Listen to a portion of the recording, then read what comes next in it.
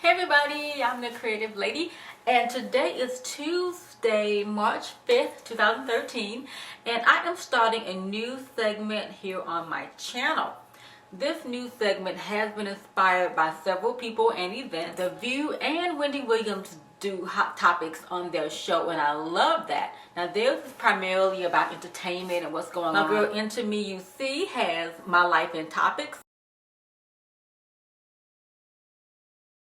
And if you don't know Into Me You See, she is very supportive, and she is a person who is the ideal YouTuber. She rates, comments, subscribes, and supports the channel and just shows love all the way around. So if you don't know her, check her out. I will leave the link to her channel down below in my description box. So my new segment is called Hot Topics Tuesdays.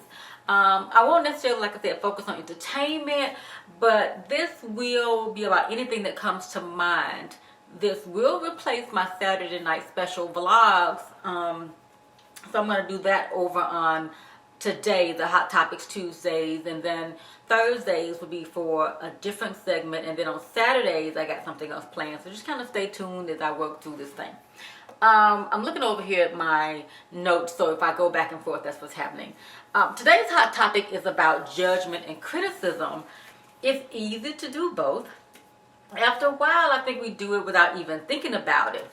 Have you ever walked into a room and instantly felt judged? It makes you look down and make sure your flyer's not open, make sure you don't have tissue stuck to the bottom of your shoe. You know, usually a hush will fall into the room, and you can feel the silence when you walk in. You could be dressed to the nines, but you instantly feel naked, right? Last week, my school hosted an event, and as the librarian, I have been given the responsibility to set up the equipment and make sure that everybody, all the guests, have what they need.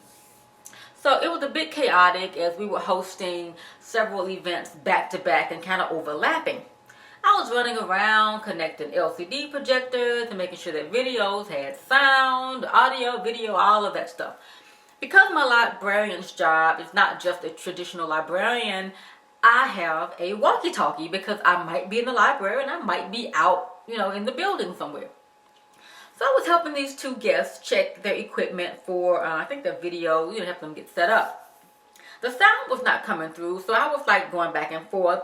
So I said, well, let me go back and check the sound booth and make sure that everything was coming through the, built-in audio system. I was troubleshooting, and I told one of the ladies that I would be right back. Before I left, she asked me if I were the building engineer, i.e. janitor. Now, I don't take offense to that. I don't think I'm above being a janitor. However, if I were the janitor, would it have mattered because I was helping her? After an intentionally long pause, I purposely paused for a long time on purpose and told her with a smile, no, I'm the librarian. She turned beet red, okay? She turned beet red. So I'm guessing that I made it uncomfortable for her because she had judged me, assuming that I was a building engineer. I don't know if she judged me because of my clothing, my attire, but if she looked around my school, all of us had on the same clothes. We were going through the Southern Accreditation of Colleges and Schools, the SACS evaluation, and so we all were told to wear a school shirt and khakis, so that we could look unified. But I'm assuming that she judged me based on either my appearance, I don't know, but everybody around me had on the same clothing. I don't know if she judged this kinky hair, if she felt that it looked unkempt, that I just really don't know. But I think she would think twice in the future before she judges someone based on their appearances. That's just my thought about that. And this is not the first time I have been called or asked if I were the building engineer. So I don't know. I guess it's just appearances, or I don't know. I have no idea. But I don't wear that on my sleeve or think about, hey, I have a master's degree and blah, blah, blah. That's not me. It's like, oh, whatever you think. Make sure my check is right. Criticism. We also criticize other people without thinking about it. To me, criticism is finding fault with something someone says, no matter how good everything else about this thing is, you've got to point out that one little flaw and find it and point it out to them. You know, you just gotta add that little zinger in there, you know? Fault finding is what I like to call it also.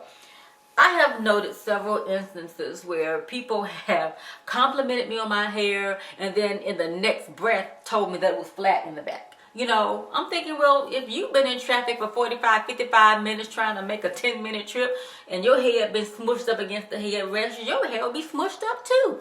But, you know, we always got to get that little jab in there, you know? And in my life, whether online or real life, people are always coming to me for advice. I guess for some reason they value my opinion or value my wisdom and wit, you know? And recently I had someone come to me and shared something with me, and of course I'm going to be very straight-laced about a lot of things in life if you ask me for my opinion. And they had the nerve to call me a Debbie Downer. Now, you just go ahead, Debbie Downer, and you do what you want to do. However, you asked me or invited me into your situation, and when I gave you my advice or my feelings about it, and it wasn't what you wanted to do, you opted to call me a Debbie Downer. So in the future, if you cannot handle my advice, my opinion that you came out and shared with me, keep it moving. Don't stop near my area. Don't stop at my door, okay? Keep it moving. Criticism to me is toxic. It could come from a place of insecurity on the part of the criticizer. I have found that the most insecure, unhappy people will be very, very critical of other people and judgmental. Now, this could be a conscious or subconscious activity or action, but it will always seek to point out or find the flaws of other people. I don't know if that's intentionally designed to help keep the person down or to find some fault in the individual to make them feel better about themselves. So, I don't know. I try to avoid criticism, but it is so easy to do. But once you break that habit or that pattern, you kind of get out of that. So I'm asking you guys to check yourselves and rid yourself of negative, toxic people. I promise you will feel so much better.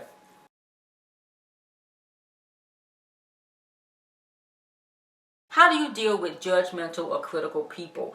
Do you cuss them out? Do you give them a piece of your mind? What do you do? Comment below and let's talk about it. Until the next video, I am the Creative Lady. Bye.